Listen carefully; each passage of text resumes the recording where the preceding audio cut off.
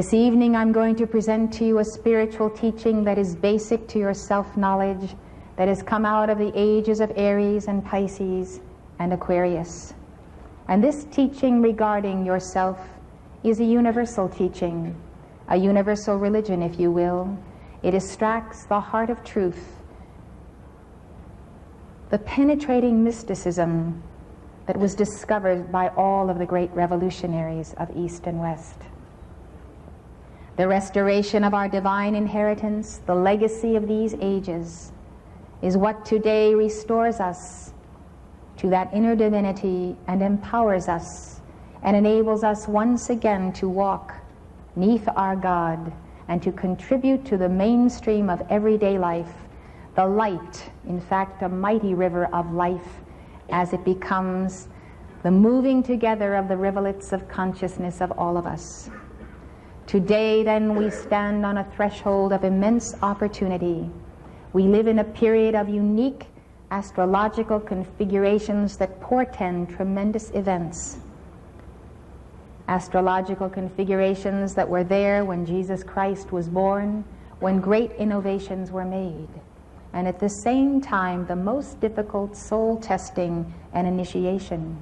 And that is because the whole world, with those of us who first sense the light, has to be stepped up into the new wavelength of this divine revelation.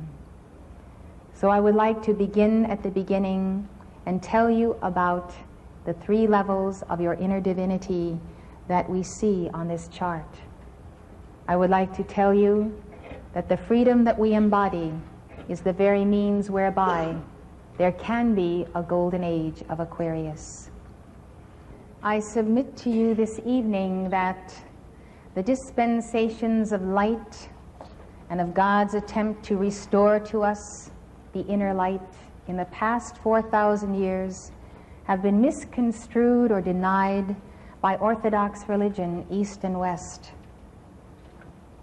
And I submit to you then, by the heart and sponsorship of Saint Germain, of Jesus Christ and all the ascended masters and archangels, that God himself is determined in this hour to return to each and every one of us the full empowerment of our divine reality.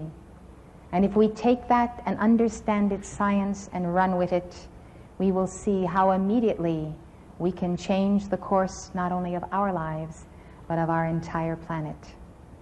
So I must begin at the beginning, and the beginning is the upper figure in this chart. This chart of the 3 bodies of man also represents the revelations of God in these 3 ages we're speaking of. It's very interesting that these 3 bodies of incarnation are actually taught in Buddhism as well. We look at the upper figure in the chart, and it represents that pulsating divine reality of absolute perfection, the divine monad that is called the I Am Presence, the father figure, the lawgiver. The revelation of one God as opposed to many gods came through Akhenaten, the pharaoh of Egypt 33 centuries ago. He brought to us an awareness of God as the sun Aton.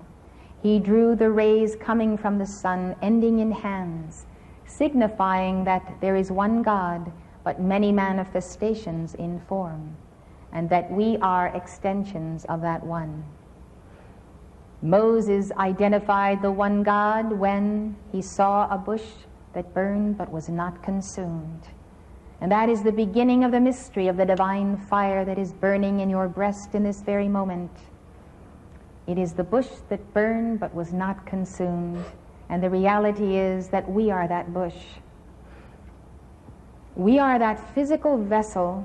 The vessel may be temporal and transient, but there is a spiritual fire that burns in it, that does not quench it, and that lives on after the bush has outlived its usefulness. It was the angel of the Lord who spoke to Moses out of the burning bush, and it was Archangel Michael. He came to announce to him his mission in that life, and his mission was to liberate the children of God out from under the tyranny of the Egyptian taskmasters. And so God tells him in the person of the archangel, go into Egypt and set my people free. Go in and tell them that I will deliver them through you. Moses is mortified. He says, they will never believe me. They will mock me. Who are you? Whom shall I say sent me unto them? What is thy name?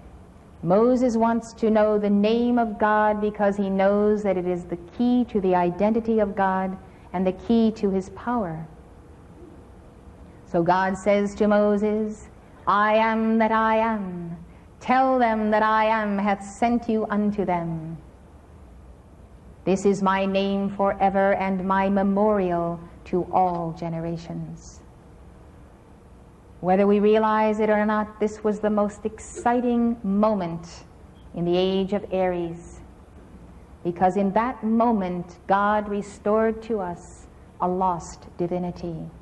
That was the moment when once again we could call on the name of God as a state of being, the state of our own being. And what is the meaning of I am that I am? It means I am here below that which I am above. I am in manifestation, the living God flame, as I am that I am presence above. Hermes Trismegistus and the early Christian Gnostics knew this eternal truth.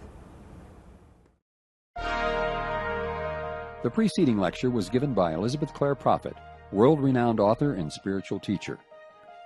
The Summit Lighthouse is an international spiritual organization dedicated to universal enlightenment. Founded in 1958, the Summit Lighthouse has been a beacon of truth to thousands worldwide and a leader in New Thought spirituality. The preceding program has been brought to you by the Summit Lighthouse. For more information, call 1-800-245-5445 or visit our website at www.tsl.org. Outside the USA, call 406-848-9500 or write to the Summit Lighthouse, 63 Summit Way, Gardner, Montana, 59030, USA.